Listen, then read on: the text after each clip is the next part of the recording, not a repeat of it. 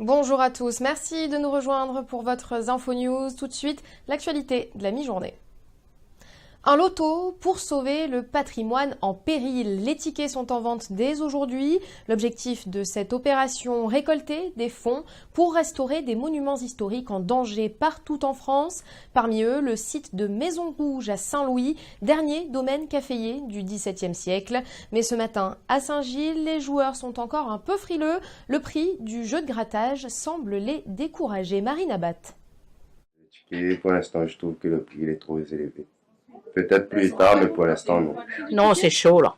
Déjà à 5 euros, m'y crie un peu et à 15 euros, oh là là, et quand on gratte, il n'y en a rien. C'est bulletin du loto du 14 à 3 euros la grille.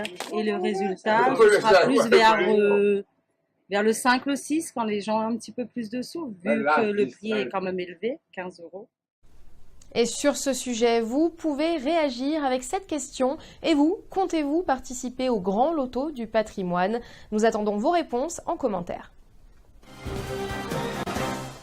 La région a annoncé l'abandon du projet de la route des Géraniums la semaine dernière. Pour autant, les opposants à l'axe routier restent mobilisés. Réunis devant la pyramide inversée, ils réclament un engagement écrit de la collectivité. 6 représentants sont actuellement reçus par le directeur de cabinet, Laurence Gilibert. Arrête, vole la terre et les rayonnés. Voilà, c'est un terrain de mon père, et maintenant il est mort. Et ça fait plus de 50 ans qu'on a ce terrain-là. Et c'est mon revenu en fin de compte. Et s'il me le casse tout, ben j'ai plus rien moi. Parce que le 13 avril, il avait déjà annoncé que la route des Géraniums était annulée. Sauf que le 30 avril, il envoie un courrier officiel à la CNDP, ceux qui gèrent le débat public, pour leur dire officiellement qu'il n'est plus question d'abandonner le projet. Donc aujourd'hui, on doute déjà. Ensuite, légalement, la loi impose à la région de prendre une décision sur un débat public par délibération en commission permanente, ce qui n'a pas été le cas encore.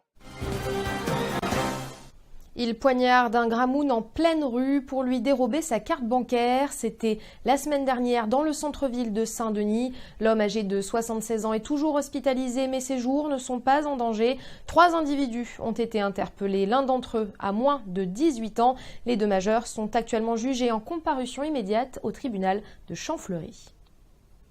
Et c'est la fin de cette édition. Merci de l'avoir suivi. Toute l'information revient à 18 h et toute l'actualité est à retrouver sur zinfo974.com. À tout à l'heure.